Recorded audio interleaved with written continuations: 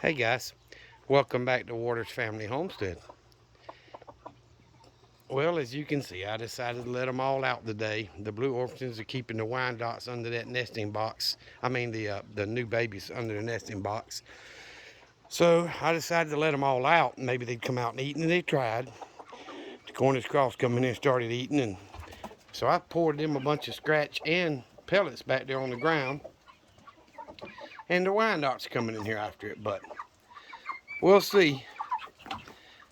I'm trying to give them a chance to get to know each other. So I kind of made my mind up with the turkey and the Cornish cross bowing up at each other the other day. I figured I let them all out and see how these new ones do. I'm going to sit out here quite a bit this evening and watch them.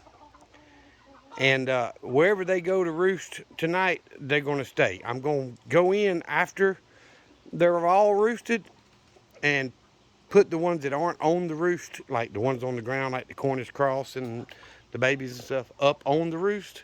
And I may do that for a few nights to teach them that's where they need to be. But I'm gonna try to get them integrated together to where one happy flock. So I had 15 hens. You know, I had one die a few weeks back. I think she got egg bound and couldn't pass it. But so 15 plus 7 would give me 22 hens, plus 3 roosters. It's 25, and 3 turkeys, and then the 10 Cornish cross. So 15 and 10 is 25 plus 7.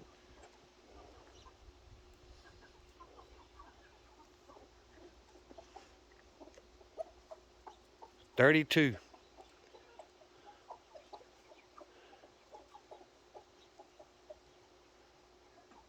Add the 3 roosters in there, that's 35 chickens and 3 turkeys.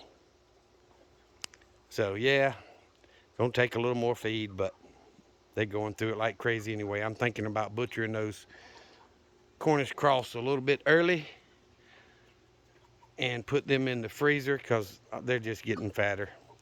I don't see them trying to lay eggs. I've said it before, I won't be buying Cornish cross anymore, I guarantee you that.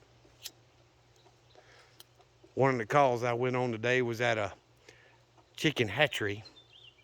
I've got roosters and thousands of hens, and basically they collect those eggs, clean them, and send them to the breeder, which is close by, that hatches as many of them as they can. That's how they reproduce for all the chicken farms around. So they don't keep the eggs cold, they keep that room dry and about 75, I think. So it's not a cold cooler, but they don't hold on to the eggs long either. So, but they get a lot of eggs per day.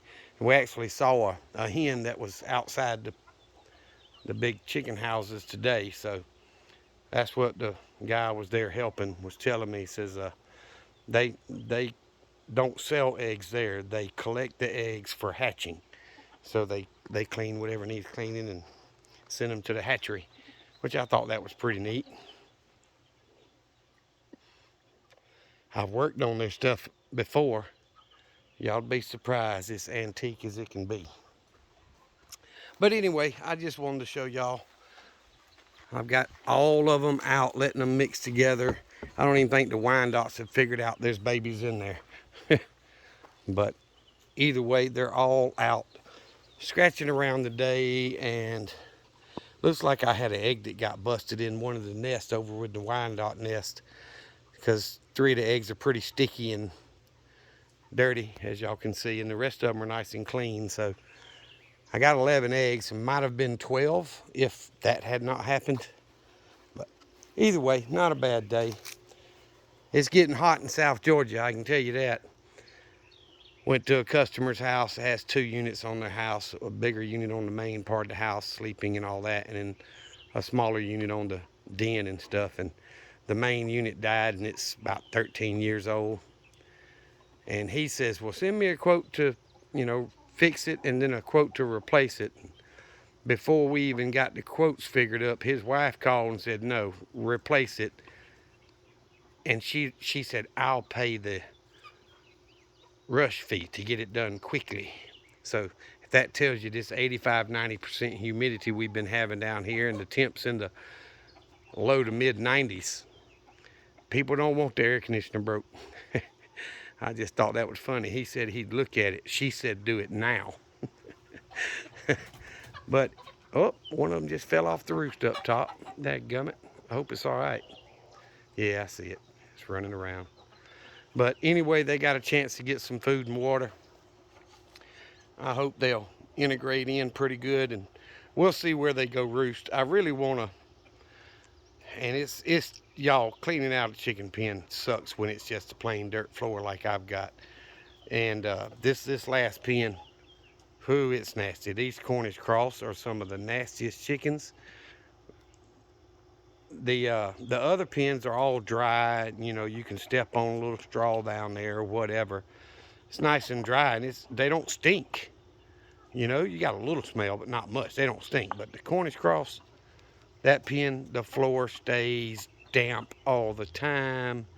Stinks, flies all in there. The other pens are fine. So I've got to get in there with a flat blade shovel and literally scoop all that buildup out and get it back down to good clean ground. Throw a little straw in there. So wherever they roost tonight, they're going to stay for the next few days. And I'm hoping I can get out here possibly this weekend and get this pen cleaned out. The others I can pretty much rake out. This one's going to need a shovel and some back-breaking labor. So, you know, I don't suggest Cornish Cross unless you're just going to raise them in a small clean pen with a false bottom so the poop and all falls away from them. Get them fat in about 4 months and put them in the freezer. I don't see much good for them other than that. But anywho, guys, I appreciate y'all watching the videos. If you have not subscribed, please subscribe to the channel. It really helps me a lot. And if you would, please hit that thumbs up button. It really means a lot for a growing YouTube channel to, you know, get the algorithm to suggest a video a little more to other people. So thank y'all very much. Remember what I always tell you. Jesus loves you, and so do I. Y'all be safe. Be prepared.